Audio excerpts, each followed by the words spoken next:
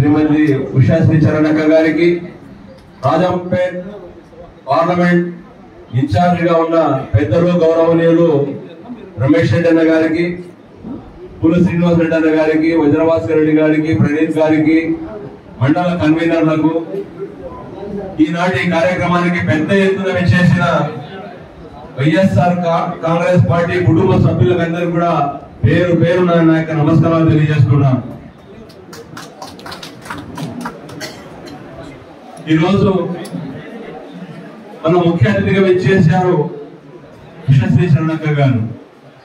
ఎందుకంటే తెలుగుదేశం పార్టీ అధికారంలోకి వచ్చి 1 సంవత్సరం పూర్తి చేసుకున్న సందర్భంలో చెప్పిన హామీలన్నీ కూడా ఏవి కూడా నెరవేర్చుకోకుండా రాష్ట్ర ప్రజలకు వెన్నుపోటు పొడిచారని చెప్పి మనమందరూ కూడా రాష్ట్ర ప్రజలు తెలియజేసే విధంగా ఒక కార్యక్రమానికి మా యొక్క అధినేత మాజీ ముఖ్యమంత్రి వర్యులు శ్రీ వైఎస్ జగన్మోహన్ రెడ్డి గారు పిలుపునిచ్చారు.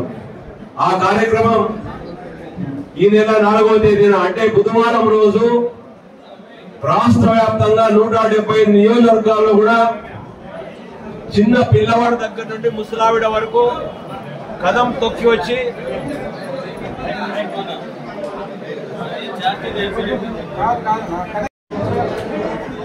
వెన్నుపోటు పొడిచి 1 సంవత్సరం పూర్తి చేసుకున్న సందర్భంలో ఈ ప్రభుత్వానికి బుద్ధి చెప్పాలని చెప్పి వైఎస్ఆర్ కాంగ్రెస్ పార్టీ తరఫున రాష్ట్ర వ్యాప్తంగా చేపట్టిన కార్యక్రమం. ఈ కార్యక్రమానికి మనమందరూ కూడా పెద్ద ఎత్తున అన్ని మండలాల నుండి పట్టణంలో ఉండే ప్రతి ఒక్కరితో అందరూ కూడా కలిసి వచ్చి ఈ కార్యక్రమాన్ని మనం విజయవంతం చేయాల్సిన అవసరం ఉంది. ఎందుకంటే ఈరోజు ఈ రాష్ట్రంలో పరిస్థితి ఏ విధంగా ఉందో మనమందరూ చూస్తున్నాం. చెప్పిన హామీలు ఏ విధంగా నెరవేర్చలేకపోయారో, ఏ విధంగా ప్రజలకు మోసం చేశారో ప్రజలకు అందరూ కూడా గమనిస్తున్నారు. కాబట్టి ఈ సందర్భంగా మనం అందరూ కూడా ఒకటే ఆలోచన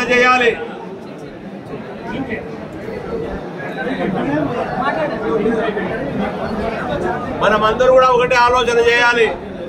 ఈ ప్రభుత్వానికి బుద్ధి చెప్పే విధంగా, ఈ ప్రభుత్వం దిగి వచ్చే విధంగా ఏ విధంగా నిరసన తెలియజేసి ఇచ్చిన హామీలు నెరవేర్చే విధంగా ఏ విధంగా పోరాటం చేయాలో ఆ పోరాటం అనేది వైఎస్ఆర్సీపీ ఆధ్వర్యంలో జగన్మోహన్ రెడ్డి గారి నాయకత్వంలో మనమందరూ కూడా పనిచేసి ఈ ప్రభుత్వానికి బుద్ధి చెప్దాం.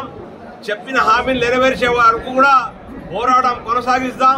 దీంట్లో ఎలాంటి అనుమానం లేదు. ఈ ప్రభుత్వం దిగి రాక తప్పదు. ఏదైతే సూపర్ 6 అన్నారో, సూపర్ 7 అన్నారో దీంట్లో ఏ హామీలు కూడా నెరవేర్చుకోకుండా ప్రజలకు మోసం చేసి మభ్యపెట్టి ఈ రోజు ఇస్తాం, రేపు ఇస్తాం, ఆగస్టు 15 ఇస్తాం, జూలై ఇస్తామని చెప్పి మాయ మాటలు చెప్పుకుంటూ 1 సంవత్సరం పూర్తిగా గడిపేశారు.